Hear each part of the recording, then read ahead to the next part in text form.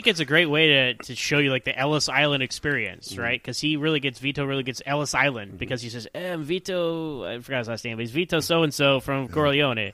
We're like, all right, Vito Corleone, next. Like, that's what happened to immigrants when they came in. Like, they didn't care, especially if you're some kid. You know, like, hey, they're like, next, they're just getting shepherded through, and then he gets put in this, like, room all by himself. And I think the symbolism of the Statue of Liberty is very powerful, too, because the first film starts with, like, I believe in America, right? And that's the American symbol, right? You see the Statue of Liberty when they're coming in on the boat. He sees that great shot of, like, you talk about, you know, cinematography and shot composition, like where you see the reflection of it when he's looking out the window. Like, yeah, this is America. And you see the Statue of Liberty kind of represent stuff throughout the film. You see it in that stage play he goes to see, like in the background, and then when he goes back to his hometown, he gives the gift of like the little souvenir Statue of Liberty. But yeah, I think it is very interesting. You see how he comes from nothing, you know, and like literally comes here with you know, on the run.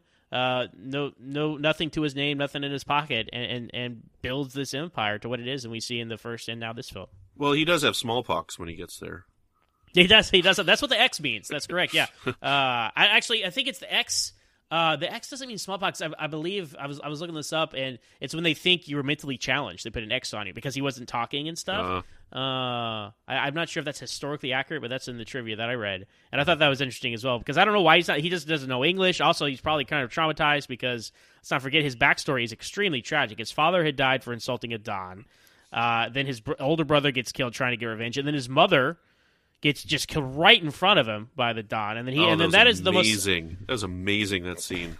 It's one of the greatest scenes in the movie for sure. And then the most satisfying scene is when he gets his revenge at the end. Like, to me, that's the most satisfying scene. That scene. And what a visceral death! Like cutting open his stomach. It's like, oh my god! You almost want to laugh at him because the guy's just like, and he's just bleeding there. It's like, oh my goodness, that scene is just amazing. What a death! Like, just cuts him like from one end to the other. That's and it's brutal. So long. And it's so long for him to take his revenge, too. Yeah. And, you know, it's almost like he waited this long. He knew who it was, and he waited this long. And the guy had to be in his 70s. And failing health, blind, deaf. Doesn't matter. He's going to kill him brutally no matter what. Like, he could have the guy would have died on his own, but he wanted to take his revenge properly. Sure.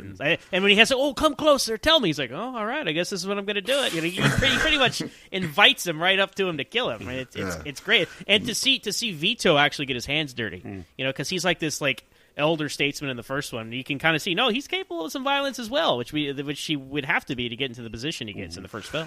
And it also translates to when he got kicked. Brandon, I believe you mentioned when he got let go of the grocery store, and you know the owner of the grocery store, his friend's father, comes up and says, "Yeah, I'm sorry, but take this," and Vito's like, "No."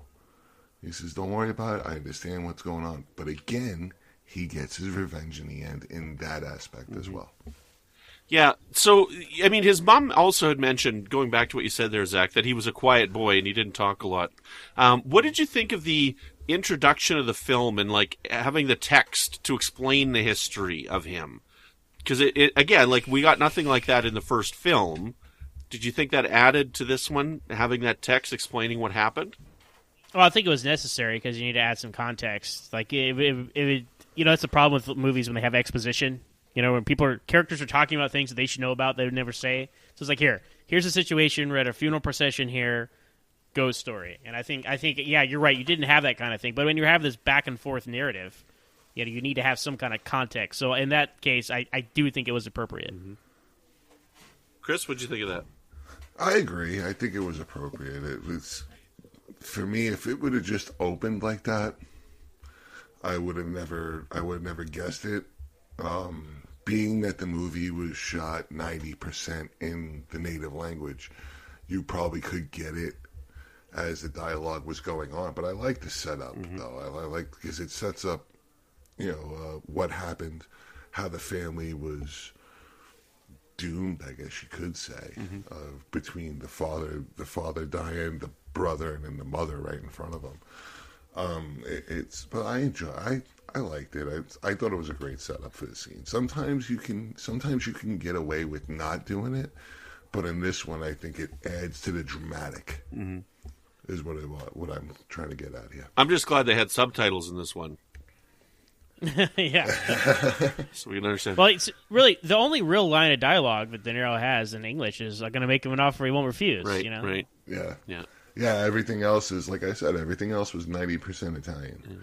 And if you were to watch it without the subtitles, maybe you could get it, just like the first movie, where they talk for that little while. But this movie being 90%, half the time the conversations, you might be lost in it.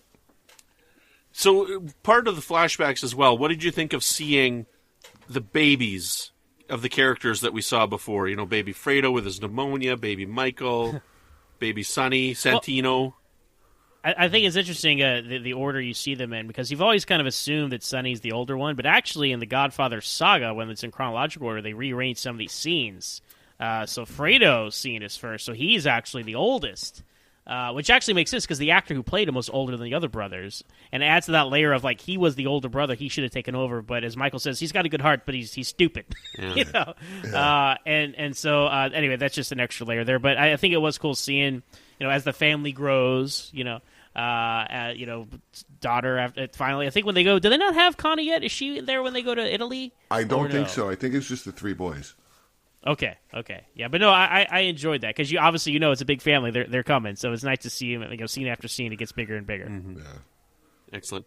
Yeah, I think they went to some of the same locations. Like that one house that he went to looked like the house from the first one where he was with Apollonia and she was driving. Do you think that was the same location in Italy? It might have been because there's a mention of Don Tomasino into. I think it might be a deleted scene where we meet Don Tomasino, or it might be in the movie. But Don Tomasino's house, or the estate, is where Apollonia was, I believe. Right. And we see the younger version of his friend with the leg issues in Godfather 1. Vito's connection and or man, or whatever you want to call it, back in there in Italy and Sicily, and we see why his legs are messed up and the assassination attempt at the end of the movie. So Yeah. Right on. Okay, anything else that we want to talk about the past storyline before we move on? I kind of like Bruno Kirby's interpretation of Clemenza. I really enjoyed that. I just enjoyed it because it's not the Clemenza we see in the first one, but how he meets Corleone. You know, he dumps guns in the window and says, "Hey, you speak Italian here, hide these, da da da da da." And like Zach was saying, they forged a friendship, they forged the family with Saltesio and Clemenza and Corleone, and how they plan to control bits and pieces to make their bones to get to where they're at. I mean, it starts with Vito's wife, who comes in and says, "My friend's getting kicked out of her apartment because of the dog." So Vito goes over and talks to the guy and says, "Hey, it's a friend of mine, help me out. Oh, for you, this much money." And he hands him up and he says, "Listen, here it is. Go ahead and take care of it." And that's the rise to power that he gets. And I like how he's like, and the dog stays, right? Yeah, exactly. That's when he gets upset. Well, and the last flashback bit, and I think I know, Brandon, you said you thought it was like a deleted scene or something. I thought it was actually very well placed, where they have Vito's surprise birthday party, have all the family from the first one, some of which had passed on at this point, so it's fun to see those characters again. But I think it really showed, like, Michael, like, how far he had come, right? Because he was like, even what Tom says, and where it gets to him, he's like, "Oh, me and your father, we talk a lot about your future." He's like, "You and my father talk about my future," And so it just shows why he does what he does, and enlisted the military. One of those guys that signed up right after the Pearl Harbor attack, which is interesting. Vito's birthday is December 7th. But the most interesting thing in the scene to me is, like, Sonny's like really mad at him. Tom's like, oh, dismissive. Everybody kind of leaves, but of all the people, right? Fredo's the guy's like, "Hey, Mike, that's great." He's really encouraging him. And then, of course, in the context of the film, this is right after Michael had Fredo killed. And it's like, damn, Right. So anyway, I love that little slice of like a pre what we saw in the first movie, and I think it's great to put it here to kind of really bookend the two films. Yeah. I liked it too. Like watching it at first, like in reflection, I really liked it. Watching it at first, I was like, "Why is this here? Like, what is this telling us? Like, it doesn't really give us any information that we didn't already have, you know." So all that it really does is kind of introduce Connie to her first husband and bring back some people that we saw and show that that's how they found out that Mike told them on his birthday that he went up to sign up for the war, right? So at first I was kind of like, "Why is this here?" But you know. Well, but it also shows, though, to kind of drive it home, I think, like, everybody leaves, right? And he's sitting there by himself at the table. And so, like, even when he tried to be an outsider, he was by himself. And then at the end, like, he's by himself as an old man. Like, he tried to do it his way, and he tried to do it the family's way. And either way, he ended up alone by himself. And just the symbolism of that, I think, is very powerful. Right on. Okay, so let's talk a little bit more about some of the stuff that's going on. So Michael's trying to build this legitimate relationship with this guy Roth, right? And things go south, like because like lots of things are going on, and which cause this Roth guy to double cross him and have him, you know, almost killed and whatnot, right? So we get an assassination attempt early on.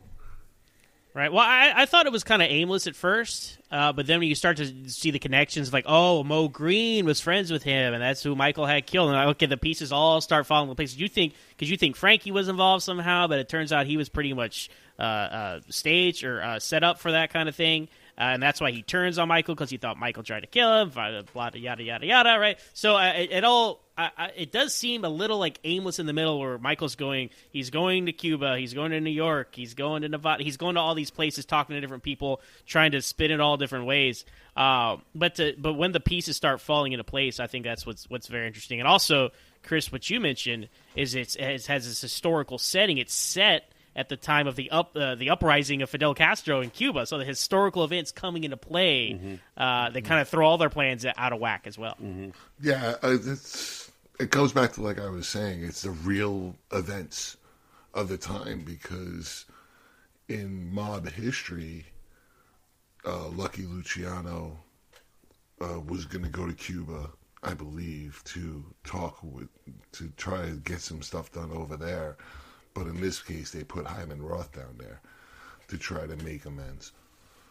But yeah, it's history's being told on screen, and I think the intrigue of the assassination plot and all the pieces coming together really make the movie also. And then the movie ends, and it's parallel and symmetrical to the end of the first movie, where you've got like the cleanup going on, right? Where you're getting like cleaning up all the loose ends, and you know this is kind of a powerful one too, because you know we've got a suicide, we got a murder, you know we got lots of stuff that's going on right at the end here, and you know his that shooting in the airport is kind of like, oh my goodness, because he just walks up to him and shoots Roth in the.